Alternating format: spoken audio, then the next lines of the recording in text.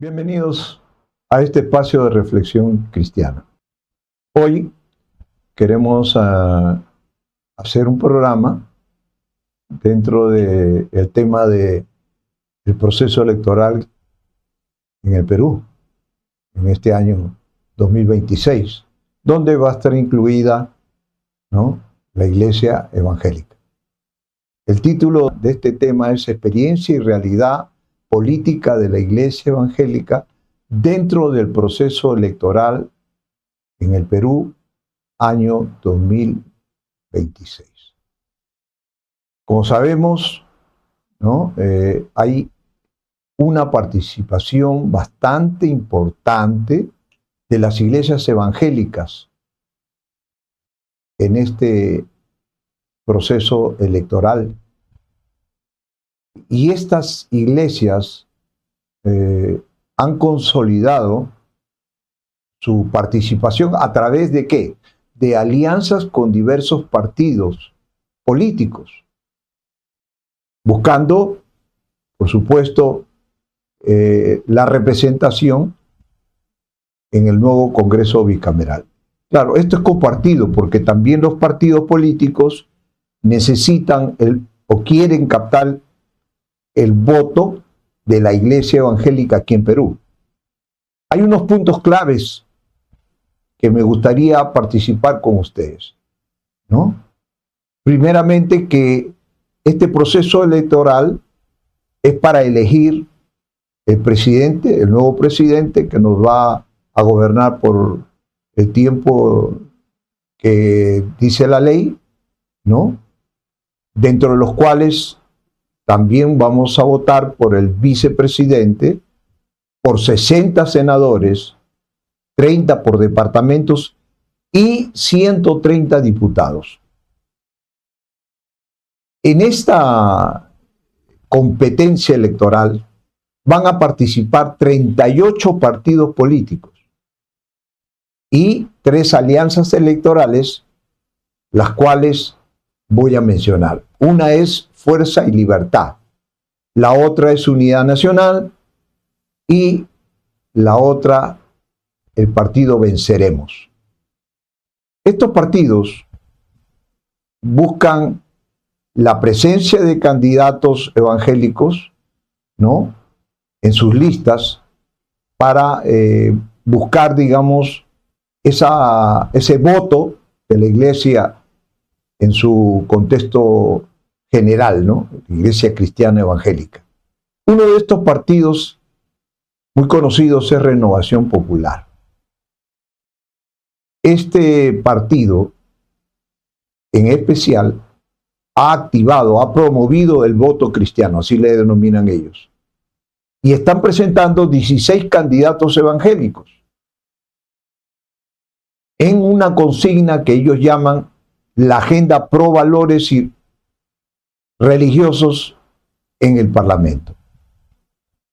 Dentro de este partido existen figuras visibles, como es el congresista Alejandro Muñante y Milagros Jáuregui, quienes participan actualmente como congresistas, buscando la reelección.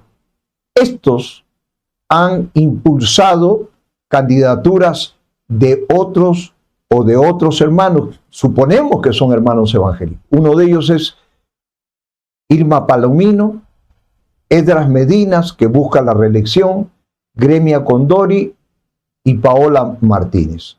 Lógicamente, esto no está confirmado porque desconocemos esto, no se han dado estas listas ni se sabe de estas personas que hemos mencionado. Otro partido es el partido Fe en el Perú, que ha incluido figuras que también están vinculadas a la comunidad evangélica, para ponerlos en su lista de precandidatos al Senado, como es el caso de Evangelina Guamaní Llamas. Otro partido que es reconocido es el FREPAP, ¿no?, aunque es un partido de raíces pseudo-bíblicas, con un sentido agrícola. Es un partido que la iglesia se llama israelita del Nuevo Pacto Universal, y tenemos que mencionar, no es estrictamente evangélico tradicional.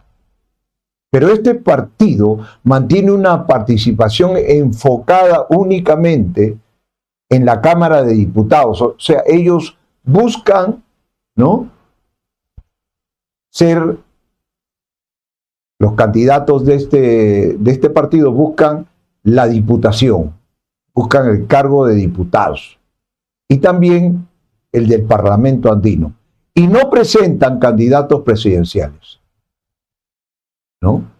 Esta dinámica de representación bicameral, donde muchos candidatos están optando por la doble postulación, buscando simultáneamente la presidencia o vicepresidencia y un escaño en el Senado que les permita tener un número importante para poder gobernar y poder cumplir con sus propósitos electorales.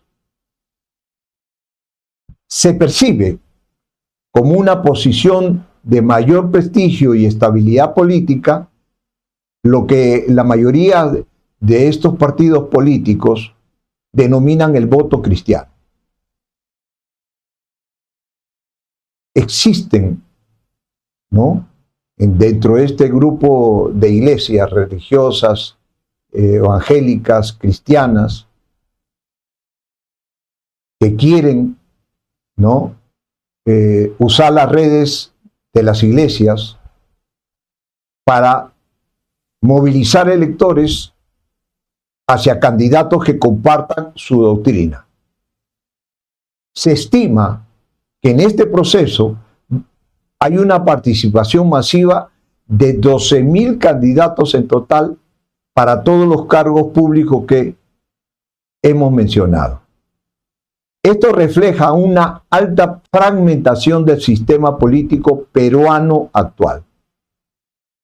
Es importante hacer conocer y recordar que el artículo 188 de la Ley Orgánica de Elecciones prohíbe el uso o invocación de temas religiosos de cualquier credo en la propaganda política, lo que limita que los candidatos hagan de su fe el eje central de su publicidad electoral. A lo largo de este proceso electoral, que ya va en las curvas finales, muchos cristianos, muchos, de muchas iglesias, de muchas denominaciones, se siguen preguntando cuál es el rol del cristiano en el ejercicio del poder público. En una respuesta a esta pregunta, y cuando muchas congregaciones que conocen que sus miembros están postulando a cargos de senadores y diputados, es importante y surge la necesidad de analizar si la política en verdad es un campo de misión o un terreno peligroso de riesgo para la fe.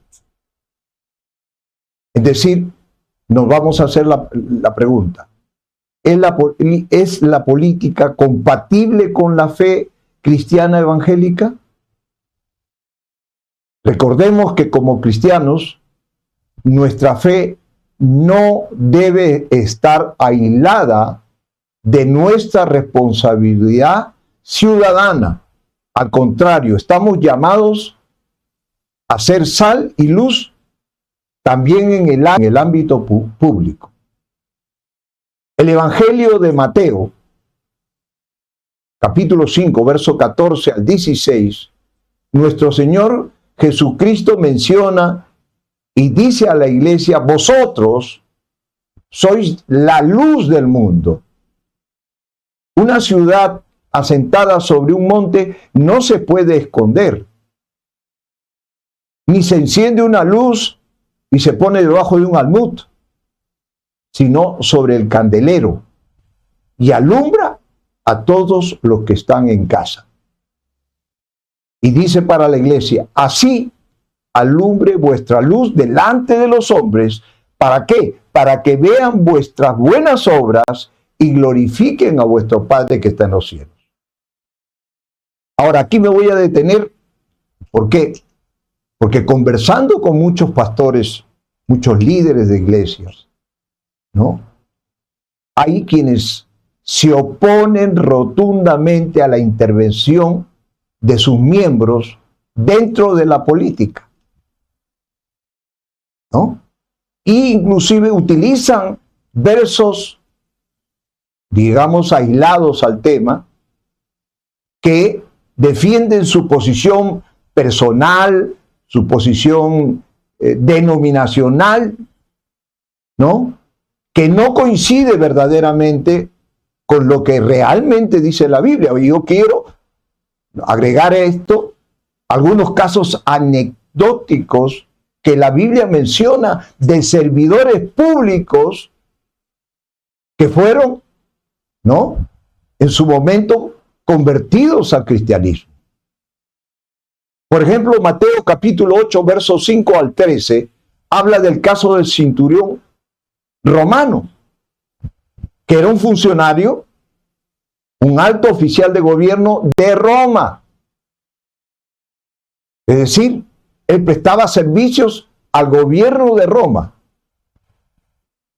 Y sus funciones tendrían que ver con los estamentos militares, con la parte administrativa de la disciplina, con la supervisión de construcciones de campamentos y también tareas policiales en las provincias romanas como Judea. El Evangelio de Lucas, capítulo 7, verso 1 al 10, nos dice lo siguiente: que Jesús, después de haber terminado todas sus palabras al pueblo que le oía, entró en la ciudad de Capernaum, y allí le salió a su encuentro un siervo de un centurión, ¿no? Centurión romano, a quien éste quería mucho y estaba enfermo y a punto de morir.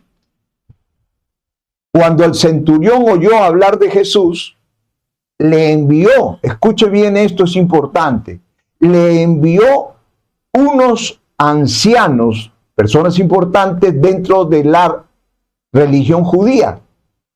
No dice si eran fariseos, pero estos le rogaban a Jesús que viniese a sanar a su siervo del centurión.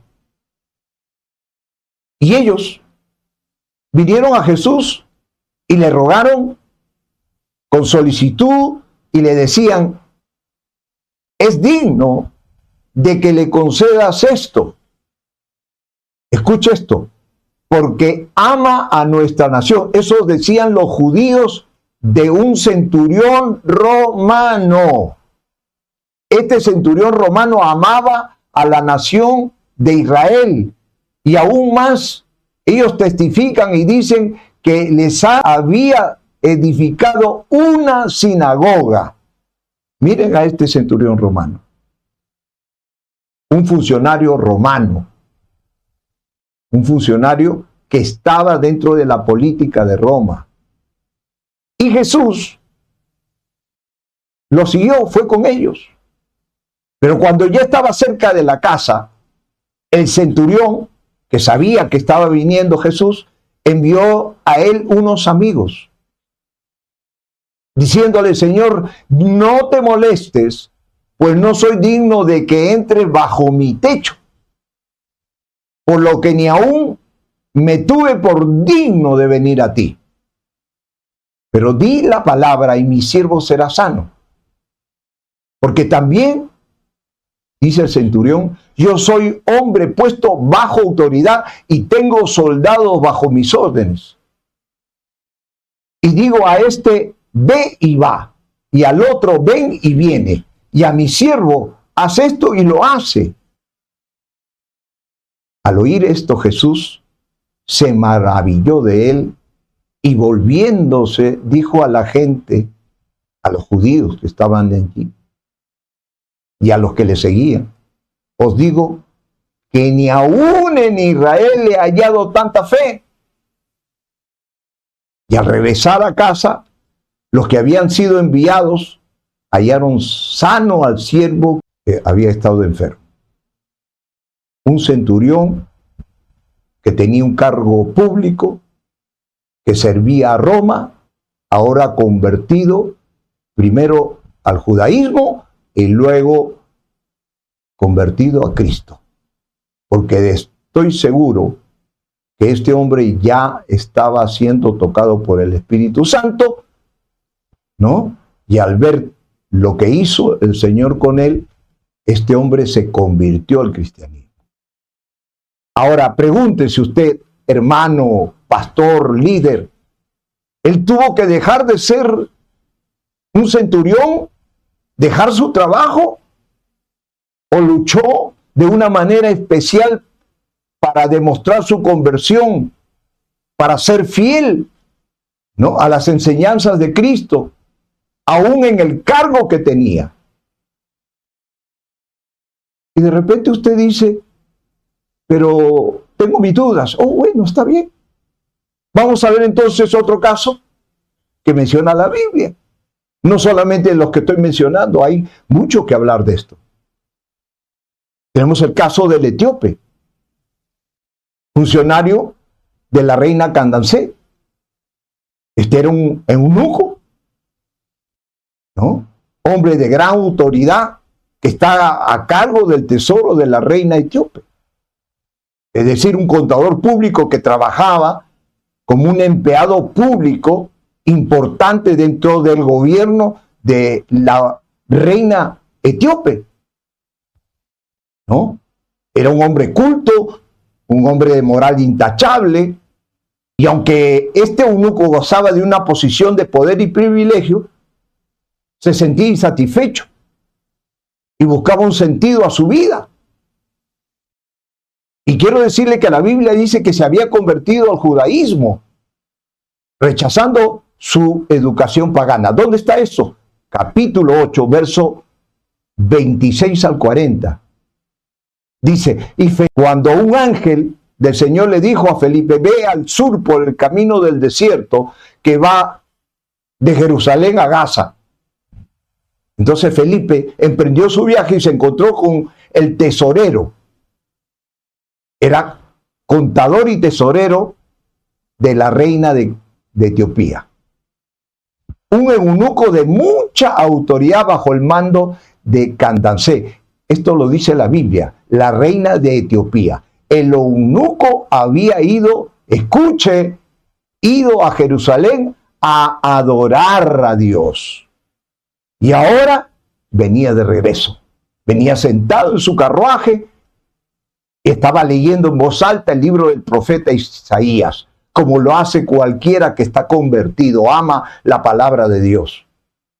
Este eunuco, ¿no?, recibió la visita de Felipe porque el Espíritu Santo le dijo a Felipe, anda, acércate y camina junto al carruaje.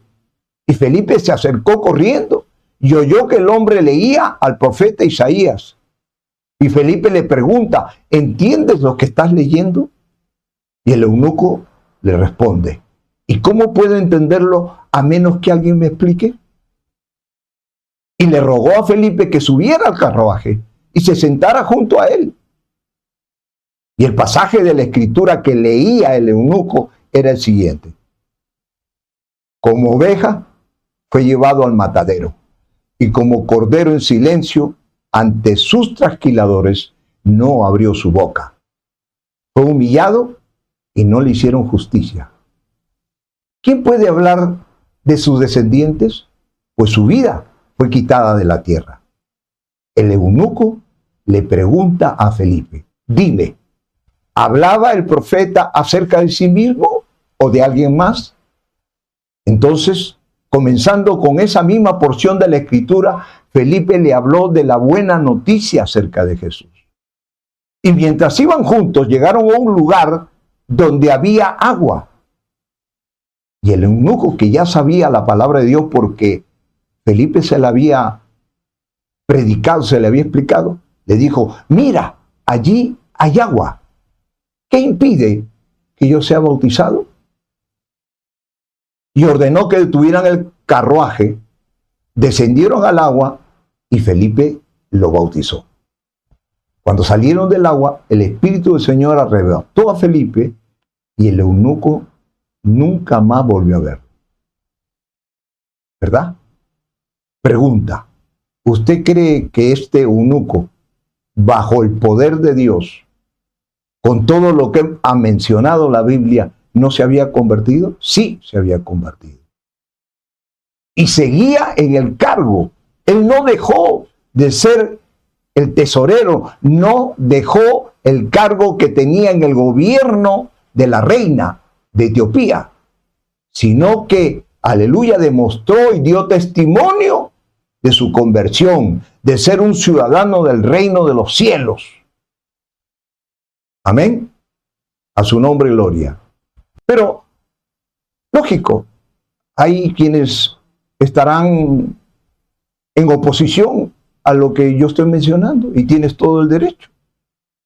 Pero para dilucidar estas y otras controversias que existen hoy, vamos a dedicar este espacio a analizar el panorama electoral, las propuestas de los partidos y de manera especial la participación de los miembros de la comunidad evangélica en la política peruana.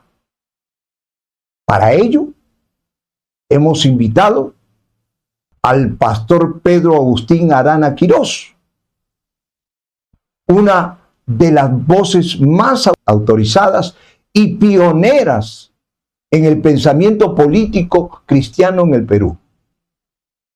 Él ha sido congresista de la República, autor de numerosos libros sobre la fe y la sociedad, líder histórico que ha ocupado cargos directivos en las instituciones más importantes de la comunidad evangélica peruana. El pastor también es doctor en teología, ¿no? Miembro de la Fraternidad Teológica Latinoamericana, y es uno de los primeros referentes evangélicos que han incursionado en la política peruana. Vuelvo a repetir, él ha sido congresista de la Constituyente en el año 1978. En su momento, ¿no? En su momento, cuando era joven, estudiaba la carrera de ingeniero, fue secretario general de la Asociación de Grupos Evangélicos Universitarios para América Latina. Ha sido vicepresidente del Concilio Nacional Evangélico, la CONEP. También tenía el cargo de presidente ejecutivo del Colegio Evangélico San Andrés, colegio muy conocido en el ámbito evangélico. Por último, también como secretario general de la Sociedad Bíblica del Perú. Y es un autor prolífico de literatura con enfoques cristianos. Qué bueno tenerlo con nosotros, para entrevistarlo, para hacerle algunas preguntas importantes del tema. Pero también contamos en esta entrevista con la presencia de un destacado hermano de nuestra comunidad cristiana evangélica. Él es el doctor José Ventura Eguavi, psicólogo de profesión, quien se desempeña como docente de la Universidad Mayor de San Marcos y profesor de la Universidad ESAN. Consultor, asesor internacional en temas de gobierno, quien aportará una visión técnica y profesional a la gestión pública desde una cosmovisión cristiana. Estamos bendecidos, gloria al nombre de Jesús. Y realmente a estos importantes invitados queremos darle las gracias por su participación, alabado sea el nombre de Jesús, y queremos entrar a la entrevista y también, gloria al nombre de Jesús, a las preguntas que dentro del tema que hemos mencionado queremos hacer. Bendito sea el nombre de Jesús. Amén. Entonces, vamos a pasar inmediatamente a las preguntas y a la entrevista que le hicimos. Adelante. Le damos gracias a Dios por esta oportunidad. Estamos con el pastor Pedro Arana Quirós y quiero dejarles unas palabras para que se dirija al pueblo evangélico. Un saludo fraterno, queridos hermanos, hermanas, cristianos evangélicos. Mi nombre es Pastor Pedro Arana. Estoy aquí para poder comunicarles algunas reflexiones sobre nuestra participación como ciudadanos cristianos en este momento tan importante para la nación. Gracias. Muchas gracias. También contamos con el consultor, hermano psicólogo, también social, el hermano José Ventura Guavi. Hermano, unas palabras de saludo. Muy buenas tardes a todos. Es un placer para mí estar en este momento compartiendo reflexiones con el pastor Pedro Arana, con nuestro hermano, y vamos a proponer que sea lo mejor en términos de decisiones para el país y que el Señor pueda bendecir este proceso electoral. Yo quiero hacerle una pregunta con respecto a los desafíos, ¿no?, y críticas que debe haber tenido en su momento de suspender su labor pastoral y aceptar el cargo político. ¿Cómo no, Pastor Luis? Bueno, en realidad no tuve que dejar el pastorado porque en ese momento, cuando fui invitado, yo no era pastor. Soy graduado de la Universidad de San Marcos como ingeniero químico. Había participado y sigo participando también apoyando la Asociación de Grupos Evangélicos Universitarios del Perú. Fui delegado estudiantil en mi facultad y resulta que cuando viene la invitación, yo había regresado de mis estudios teológicos en Escocia, pero no era pastor, era presbítero de esta congregación y como presbítero parte del consistorio. De manera que lo que tuve que hacer es informar a mi consistorio de la invitación que había recibido del Partido Aprista Peruano a través del doctor José Ferreira. Y los hermanos discutieron y me dieron su apoyo. Y más tarde, hermanos de la denominación también me brindaron su apoyo. Bien, también tenemos una pregunta para nuestro hermano. ¿Cómo analiza el contexto político actual del Perú y de cara a las elecciones que ya estamos a unos días? ¿Cuál es su punto de vista? Muchas gracias por la pregunta. A ver, yo diré que este proceso electoral peruano es muy particular, ¿no?, por tres razones. La primera, y creo que ustedes lo conocen y los que no están fuera del país se habrán enterado, estamos en un proceso de inestabilidad política. Hemos cambiado 7 presidentes en 5 años. Ese es el marco en el cual se desenvuelve este proceso electoral. La segunda característica de este proceso electoral, yo diría que es un proceso electoral apático. En realidad no se ve la efervescencia ni en la población, ni en los ciudadanos. No hay un debate como normalmente existía. Entonces eso nos muestra que hay cierta apatía de la ciudadanía frente al proceso electoral. Y la tercera característica que yo diría de este proceso electoral es que está muy marcado por un clientelismo, ¿no? Es decir, los grupos políticos no son exactamente grupos que expresan propuestas, planes, proyectos para el país, sino básicamente negociaciones y transacciones entre los grupos. Vamos a volver con el pastor Pedro Arana y queremos hacerle una pregunta con respecto a una experiencia que él ha tenido. Él ha sido congresista constituyente, ¿no? Y sobre ese punto quisiéramos preguntarle si dentro de esa función, dentro del lapso de tiempo que él tuvo este cargo, tuvo algún proyecto de ley o iniciativa que haya sido impulsado y que refleje los valores como cristiano. Bueno, antes quisiera hacer un comentario por la pregunta anterior también. Resulta que estando en la Cámara, ya como constituyente, y teniendo que participar a nombre de un partido del cual yo no era invitado, no era miembro, pero tenía que participar, uno se da cuenta que no es posible ser pastor de una iglesia a tiempo completo y pretender ser político a la vez. Que tenemos que definirnos, ¿no? Y que el hecho de ser pastor no me da ningún derecho a ser político, salvo que tenga la capacitación, la preparación, el conocimiento del país y que tenga que tomar una opción, que si soy cristiano va a ser una opción muy difícil de tomar. Me quedo con el partido porque entiendo que esa es la voluntad de Dios para mí, o me tengo que quedar con la iglesia. Y lo que resultó en mi caso es que me di cuenta que era pastor mientras estuve allí, ¿no? Porque se me acercaban los constituyentes para conversar y siempre querían que yo les explique algo de la fe, de por qué yo votaba como votaba, ¿no? Entonces ya tenía la oportunidad de conversar con ellos.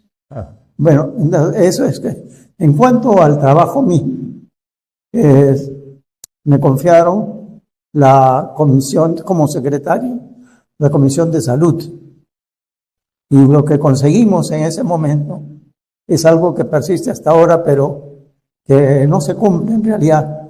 Y es que en todas las clínicas o hospitales del país, los ciudadanos pudieran ser atendidos sin que se les tuvieran que pedir primero que pudieran dejar dinero. Es decir, la emergencia debía ser libre para todos. Y yo creo que es algo que tenemos que volver a insistir como ciudadanos.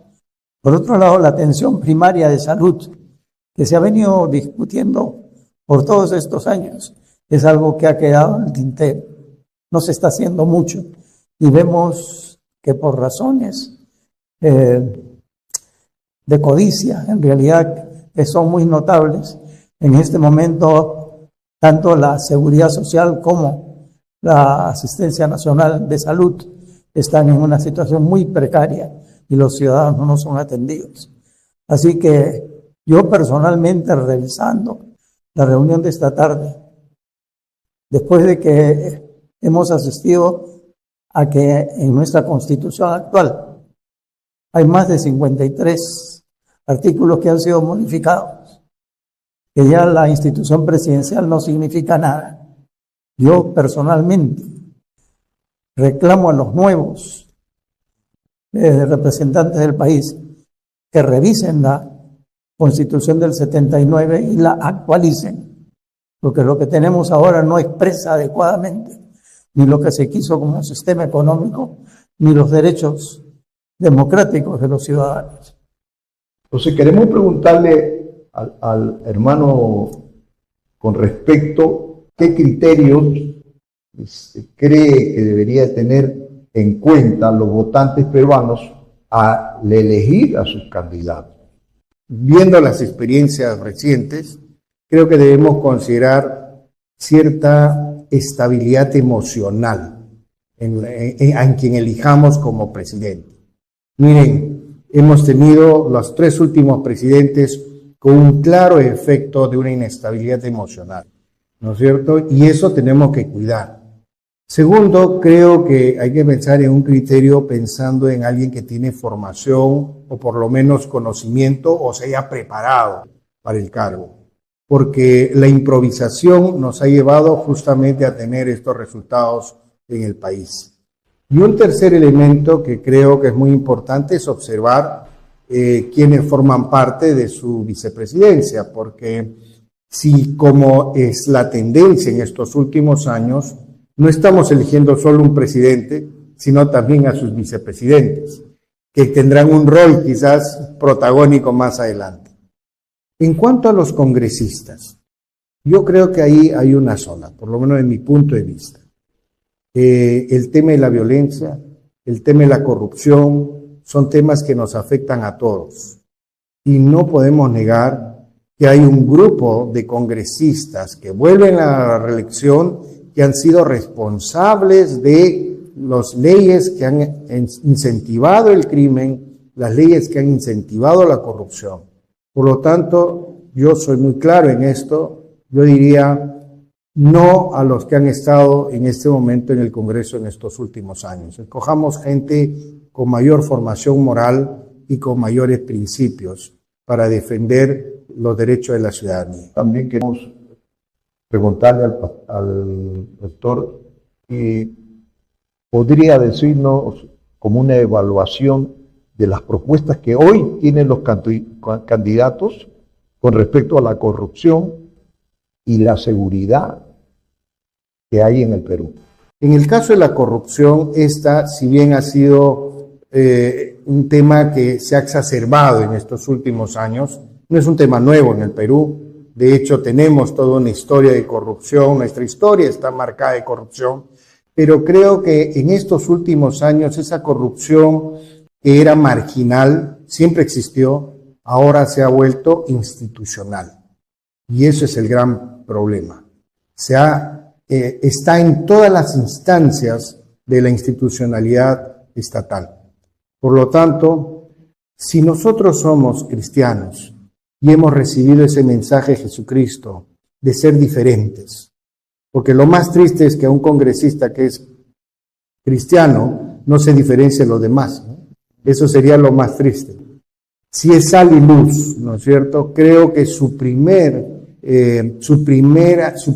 punto de agenda debería ser la lucha contra la corrupción. Eso como en primer lugar, porque el pecado corrompe, ¿no es cierto? Y los cristianos sí estamos enfrentados al pecado. Por lo tanto, no podríamos aceptar instituciones, partidos, grupos donde se ve, se muestra y hasta inclusive se celebra en algunos casos elementos relacionados a la corrupción. Tenemos una pregunta para el pastor Arana también. ¿Cómo ve, ¿no? Las oportunidades que tiene la fe y la política? ¿Se pueden complementar? ¿Se puede pedir que haya una unidad, un criterio que podría ayudar en todos estos momentos tan delicados que está viviendo en las instituciones de nuestro país? Bueno, gracias por la pregunta, hermano Luis. Es un tema que me ha estado preocupando por bastante tiempo y que yo he encontrado ciertos principios que me ayudan a pensar sobre esta responsabilidad o relación de cristianos en nuestra actividad como ciudadanos, porque de eso se trata. En la lectura de la carta de San Pablo a los Filipenses, allí hay un versículo que es el 1:27, en que la traducción literal sería: pase lo que pase, vivan como ciudadanos dignos del Evangelio de Cristo. Yo creo que se nos retrata completamente la figura con la cual debemos acercarnos a nuestra participación, porque podemos, como cristianos, acercarnos como cristianos indignos. ¿Cuándo? Cuando queremos usar la iglesia, el Evangelio, la Biblia, para nuestros propios propósitos de ascensión política. Y es una de las tentaciones más grandes que existen en este momento, porque ya no se guardan convicciones, ya no se lucha por principios, sino lo único que se quiere es trepar, ¿no?, dentro de la sociedad y, por supuesto, con una buena renta, ¿no?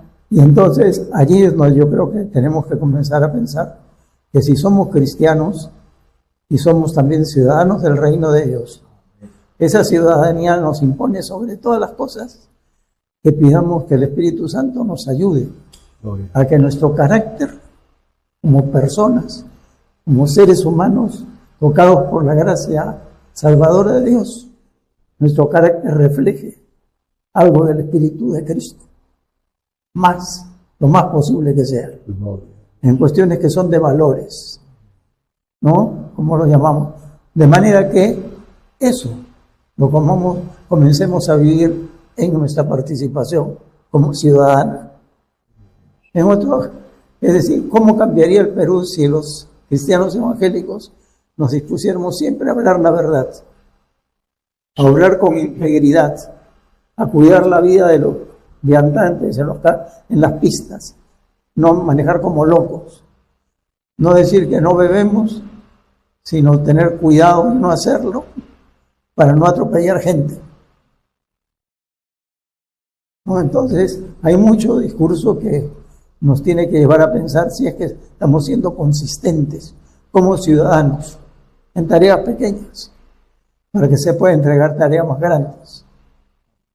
Por otro lado, yo creo que hay toda una generación de jóvenes cristianos evangélicos en este momento que en algunos lugares los están tratando de domesticar en vez de abrirles la mente y el corazón para que entiendan más al país, más la gracia de Dios y participen responsablemente como ciudadanos.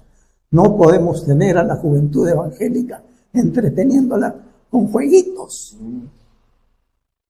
cuando lo que se necesita es ampliar su mente, cimentarlos en la palabra de Dios, profundizar en el estudio de la Biblia, poner bases teológicas firmes.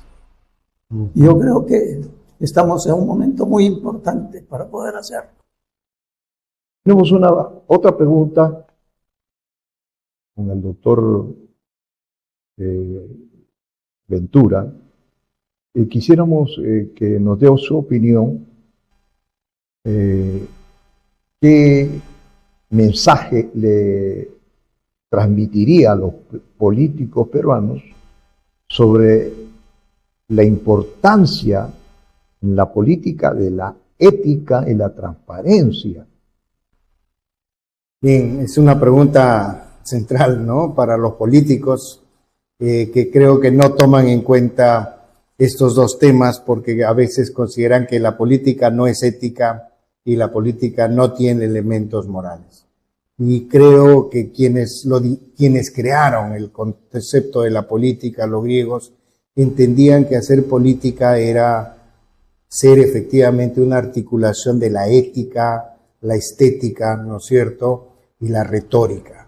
Eran tres elementos que no podían separarse, ¿no? Últimamente creo que vemos políticos más bien que tienen retórica, pero que no tienen ética. ¿Y qué podría decir yo a ellos? En realidad, creo que en primer lugar deberíamos entender que el rol que cumplen es un rol, es un mandato, es un rol de gobernantes, ¿no es cierto?, que tendrán que asumir si es que ganan las elecciones y aquellos que entran al Congreso, ¿sí?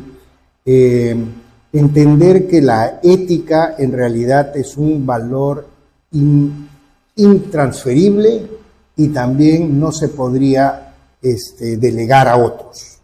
La política en esencia es ética. Pero frente a eso, más bien me dirigiría a aquellos cristianos que están participando en política. Porque la preocupación personal no es tanto mía, por lo menos de aquellos que siempre han estado en política, sino de la población cristiana que ha ingresado a la política. Y que en primer lugar los felicito, me alegra porque la política es un espacio más donde el poder de Dios puede manifestarse, ¿no es cierto? Y eso me parece importante.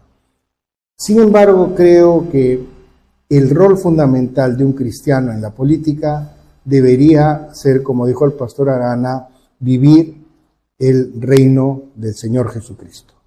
Y vivir el reino, si cambiamos la palabra reino por gobierno, el gobierno del Señor Jesucristo, en la cual nosotros somos simplemente obreros, trabajadores, somos mensajeros de eso, y por lo tanto es muy difícil no ser ético cuando transmites el Evangelio del Señor, ¿no es cierto? Y no digo solamente en términos verbales, sino en la conducta, en el comportamiento, en los debates. No es posible, por ejemplo, utilizar la mentira. Los demás pueden hacerlo, pero un cristiano no. porque refleja el reino de Dios. Y termino con esto.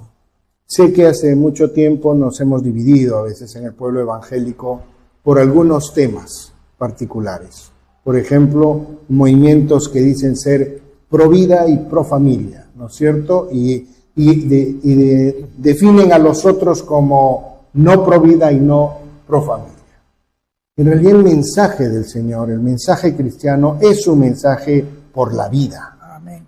Es por la vida, pero la vida integral, la vida en abundancia, dice el Evangelio, ¿no es cierto? Por lo tanto, no es solamente pensar en la vida de un niño que nace, también es pensar en un niño que nace. Lo que a mí me sorprende a veces de estos políticos evangélicos es que defienden la vida de un niño que nace, pero están dispuestos a pedir la pena de muerte, están dispuestos a salir de la Corte Internacional, ¿no es cierto?, de los derechos humanos. Entonces uno dice, ¿qué vida están defendiendo en realidad? Y el mensaje del Señor es un mensaje en unión a la familia. El Evangelio es un mensaje de comunidad, de familia. El Antiguo Testamento se ve familias. Nada más central en el mensaje cristiano que defender la familia. Pero igual, repito, ¿qué tipo de familia? ¿A quiénes defendemos? Y yo espero, hermano, que reflexionemos sobre esto, porque, como lo dice el pastor Pedro, haciendo alusión al Evangelio, solo que nos presentemos delante de Dios como ciudadanos dignos del Evangelio de Jesucristo. Vamos a volver con el pastor Pedro Anana con una última pregunta. ¿Qué mensaje le gustaría transmitir a la comunidad evangélica y en especial a los hermanos que van a obtener ese cargo público que Dios y la sociedad peruana les va a otorgar? Bueno, queridos hermanos, alguien ha dicho con mucha razón que un buen ciudadano es aquel que no puede tolerar en su patria un poder que pretende hacerse superior a las leyes. Y eso es lo que tenemos en este momento. Hay un parlamento que nos está destruyendo el país. Y lo digo con toda claridad y con toda responsabilidad, ¿no? Que han cambiado tantos artículos que tenemos otra constitución. Y que si sale el Senado con estas mismas personas, nosotros mismos estamos eligiendo una dictadura que nos gobierne de tiempo indeterminado. De manera que no solo debemos ser ahora buenos ciudadanos, sino ciudadanos dignos del Evangelio de Cristo. Y como ciudadanos dignos del Evangelio de Cristo, nos debe indignar todo aquello que transgrede la buena voluntad de Dios para con los seres humanos. Que el Señor quiere que sean libres, que tengan una vida decente, que puedan tener la capacidad de escuchar el Evangelio, que no vivan oprimidos por gente que lo único que pretende es seguir robándole al Estado. Entonces, más claro creo que no se puede hablar. Y llamo a mis hermanos pastores a leer el libro de Lamentaciones. Lo que le pasó, según el autor de Lamentaciones, a Israel cuando cayó en desgracia y víctima y destrozado y se lo llevaron a Babilonia, fue por la culpa de los pastores, de los profetas, que no supieron anunciar el pecado de Israel. Y gracias a Dios nosotros no tenemos solamente que anunciar la situación desdichada en la cual vivimos, sino que Dios ha obrado en Cristo para que eso cambie. Pero el Cristo vivo, el que murió en la cruz, pero que vive ahora y que reclama que seamos leales a Él, sea que participemos secularmente o en las iglesias, sea que estemos en política o cualquier otra actividad. La lealtad a Él implica buscar la voluntad de Dios y suplicar que nos ayude a hacerla. Y esto es lo que tenemos frente a nosotros en este momento particular. No podemos someternos a ningún partido político que no existe, a ninguno de los dueños de los partidos políticos en este momento, y nos busquemos realmente la voluntad del Señor y que Él nos ayude para hacerlo. Por último, vamos a tener otra pregunta para el doctor Ventura. Querido hermano, ¿qué cambios o reformas cree que son urgentes para cambiar de alguna manera la condición política de nuestro país? A ver, pueden haber dos caminos. El primer camino que va de lo general a lo particular, es decir, pensar en este rol de ser representante de partidos y llegar al Congreso y transformar la Constitución, por ejemplo. Hay que revisarlo, yo estoy de acuerdo con que se debería revisar algunos elementos de la Constitución, se debería revisar algunas leyes, ¿no es cierto?, que permiten justamente todos estos problemas sociales que tenemos. Pero creo que hay que rescatar algo que me parece importante en la historia de la Iglesia Evangélica. La acción política de la Iglesia Evangélica muchas veces no ha estado en los escenarios más importantes de la vida de los países, pero sí ha estado en los escenarios locales, en los espacios territoriales. Y la acción política no solamente se vive teniendo un cargo público, la acción política se vive en cuanto defiendes el interés común, el bienestar de los demás, y en el mensaje cristiano, el ver a tu hermano que es creación de Dios y por lo tanto defender su vida, sus condiciones, y esa preocupación es una acción cristiana. Digo esto porque no solamente es hacer política con cargos públicos, repito, sino hacer política desde el barrio, desde la casa. Conozco muchas mujeres cristianas que aunque no han llegado ni llegarán quizás a un cargo público, pero que sí forman parte de una acción política en sus barrios. Dirigentes que se preocupan por la limpieza, dirigentes que se preocupan por la salud de los niños, madres que se quedan cuidando los hijos de una señora que tiene que ir a trabajar porque alguien tiene que hacerlo. Eso que parece ser solamente solidaridad es acción política. Y los cristianos nos hemos caracterizado por eso. Entonces, ¿cómo podemos cambiar todo esto? Estoy convencido que si recogemos nuevamente y revisamos el mensaje evangélico en nuestras vidas, en nuestras casas, y comenzamos a construir lo que ya se vivió en muchos países. Hay países que en este momento gozan de esa democracia porque comenzaron a hacer acción política desde los barrios, desde el espacio local, desde los distritos, desde las provincias.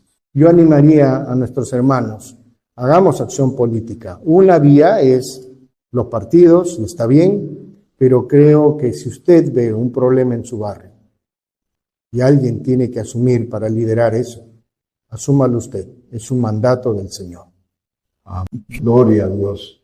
Ha sido un tiempo de parte de Dios.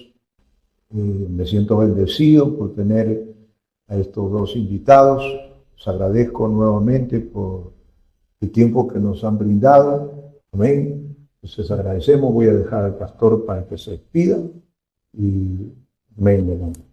Bueno, queridos hermanos, gracias por la atención que nos han prestado. Creo que debemos seguir orando por nuestro país. Hemos compartido algunas reflexiones que pensamos que son importantes y solo me restaría volver a insistir que el Señor nos ha dado su revelación en la Biblia. Volvamos a leerla y damos la asistencia del Espíritu Santo, y que no solamente sea la letra, los conceptos que entendemos, sino la vida que el Señor quiere darnos a través de Jesucristo resucitado, de quien da testimonio ese libro y a quien debemos conocer más e intimar con Él para vivir como cristianos. El Señor los bendiga. Amén. Vamos a dejar también al doctor Ventura con un tipo de despedida.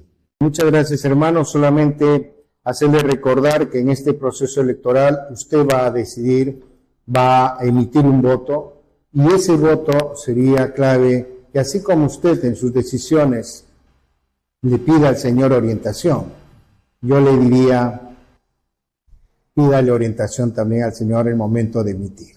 Amén. Y que eso sea el resultado de la comunicación que usted tiene con su Creador. Muchas gracias, doctor. Bien, llegamos al final de este tiempo tan enriquecedor. Queremos agradecer profundamente al pastor Pedro Arana Quirós por recordarnos que nuestra fe debe tener pies y voz en la plaza pública. Y a nuestro hermano en Cristo, el doctor José Ventura Eguávil, por brindarnos esa visión cristiana, técnica y estratégica tan necesaria para el buen gobierno. Nos quedamos con una reflexión clara. El voto no es solo un derecho civil, es un acto de mayordomía sobre nuestra nación. Como hemos visto hoy, la participación de la comunidad evangélica en el Perú debe ir más allá de los nombres, debe basarse en propuestas sólidas, en la ética innegociable y un compromiso real con el bien común. A nuestra audiencia les animamos a seguir orando por este proceso electoral del 12 de abril, pero también a informarse, a contrastar los debates y votar con sabiduría y conciencia. Si existe interés en adquirir los libros de nuestros expositores invitados, sírvanse llamar al número que aparece en pantalla. Una vez más, agradecer por acompañarnos en este programa especial. Que el Señor bendiga a sus hogares y que su guía esté sobre nuestro amado Perú en estas próximas elecciones. Hasta la próxima. Que Dios les bendiga.